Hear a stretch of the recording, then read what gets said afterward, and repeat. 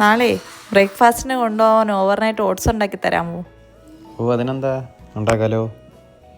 ഇതുണ്ടാക്കാനായിട്ട് ആദ്യം വേണ്ടത് കുറച്ച് യോഗട്ട്സ്, പിന്നെ കുറച്ച് സീഡ്സാണ്. ചിയ സീഡ്, ഫ്ലാക്സ് സീഡ്, പിന്നെ പംകിൻ സീഡൊക്കെ കൊണ്ട് നമുക്ക് ആഡ് ചെയ്യാം. എൻ്റെ കയ്യിൽ ഇല്ലാത്തതുകൊണ്ട് ഞാൻ അത് ആഡ് ചെയ്യുന്നില്ല. പിന്നെ ഞാൻ കുറച്ച് ഓട്സ് കൂടെ ആഡ് ചെയ്യുന്നുണ്ട്. ഇനി വേണ്ടത് കുറച്ച് ഫ്രൂട്ട്സാണ്. ഫ്രൂട്ട്സ് ഏതാണ് ആഡ് ചെയ്യാം നമുക്ക്.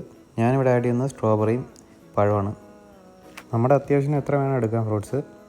വേറെ ഫ്രൂട്ട്സ് കയ്യിലുണ്ടെങ്കിൽ അതും ആഡ് ചെയ്യാം.